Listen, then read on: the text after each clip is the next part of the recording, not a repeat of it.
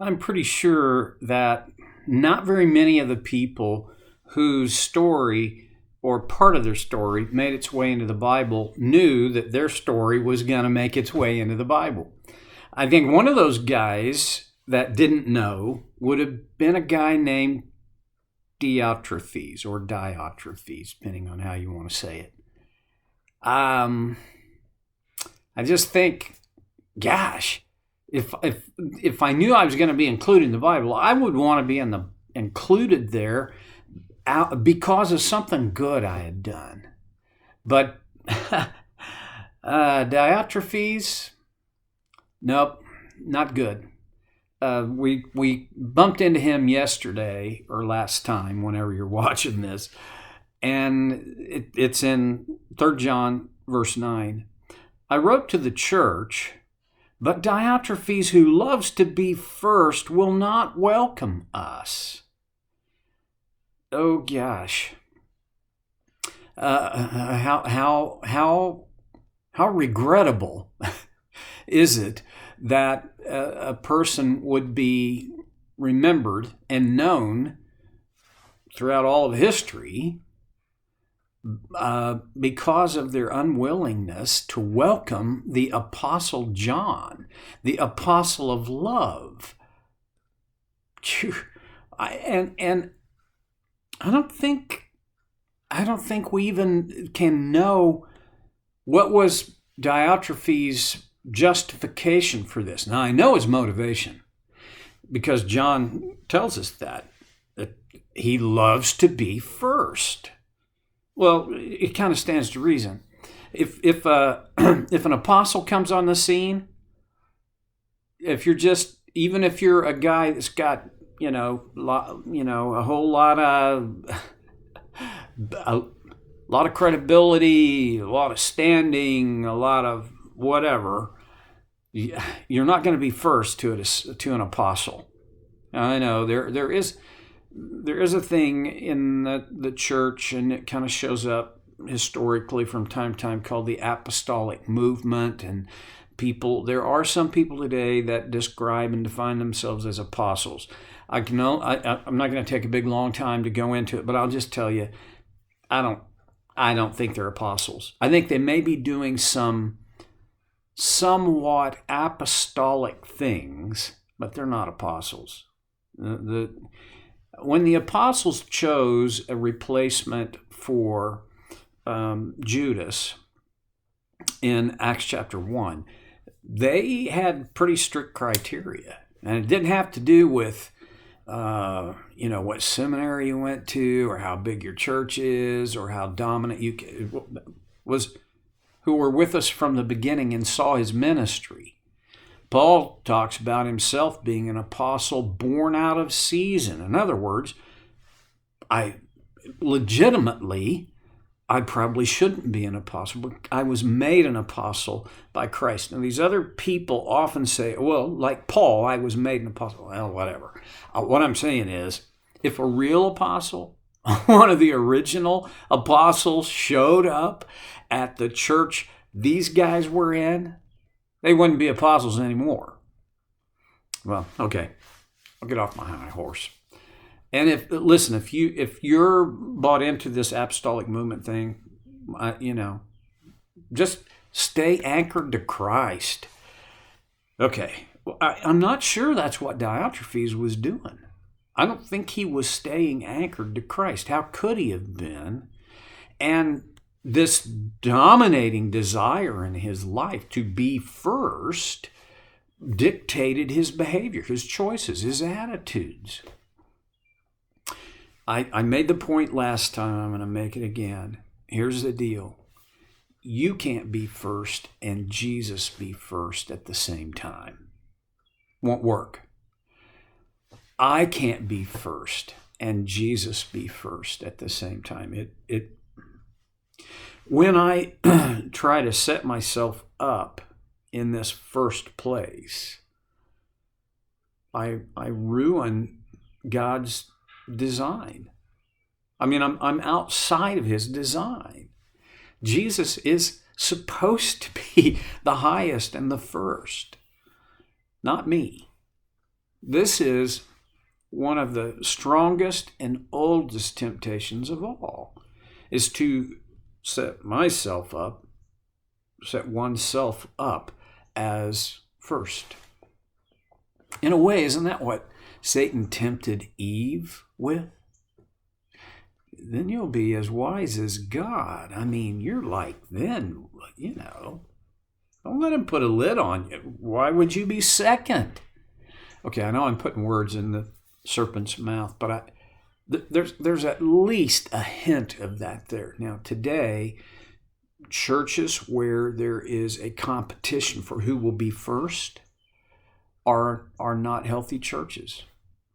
Now, there are some organizational things that we have to look at, and forgive me for a bunny trail here, but it's valid and valuable, I think.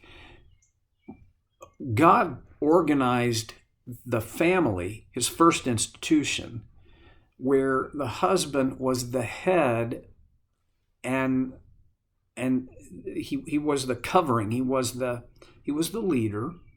Was he first? Well, not in the sense of his importance.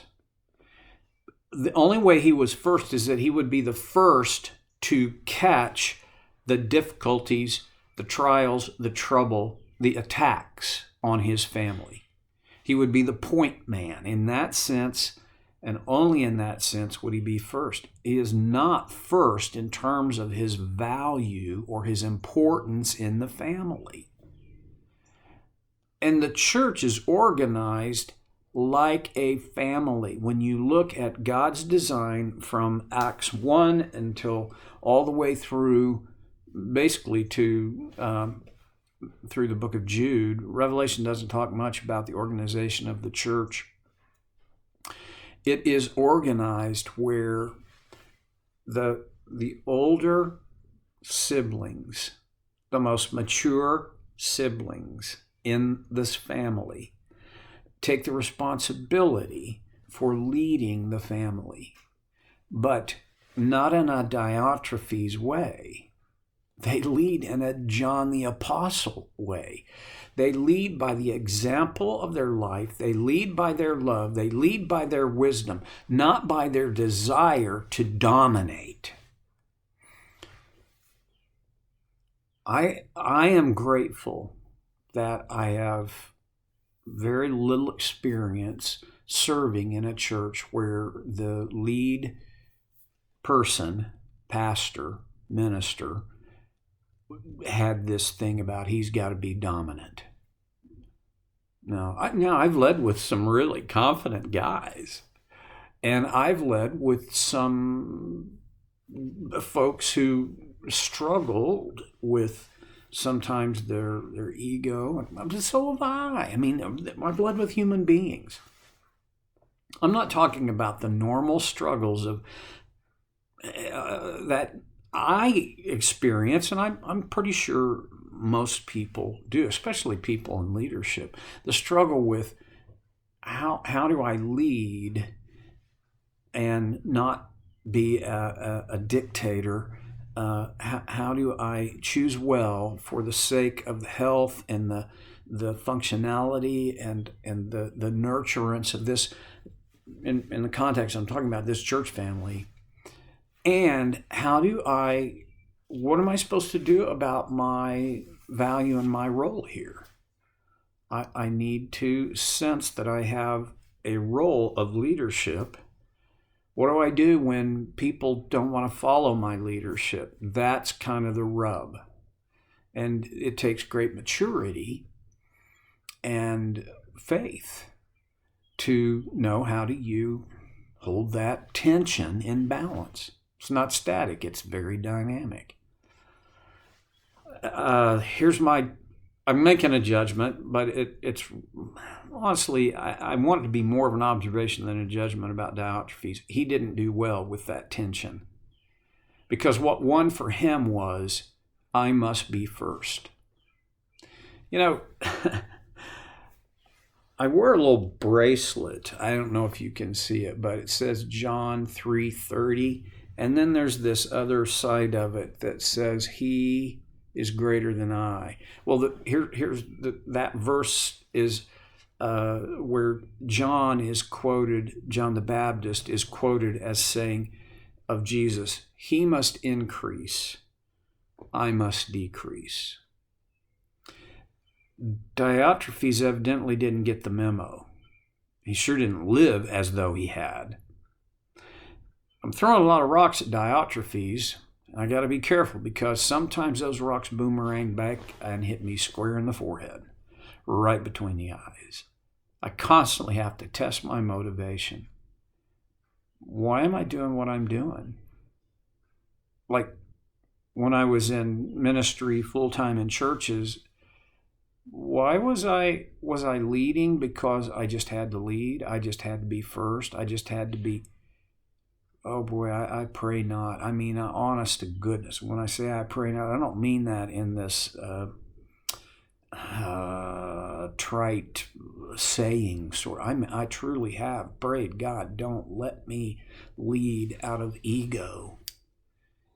I want to lead in whatever way you want me to lead because you made me and you know everything there is to know about me, my strengths, my weaknesses, and you know best how to apply those into this effort toward the health of your family and toward, I didn't learn this until well past the last half of my ministry life, that it was for the health and nurture of God's family and for finding lost people and bringing them to Him. Not one or the other. It has to be both. Okay. Diotrephes, if he knew about this dynamic, apparently he disregarded it.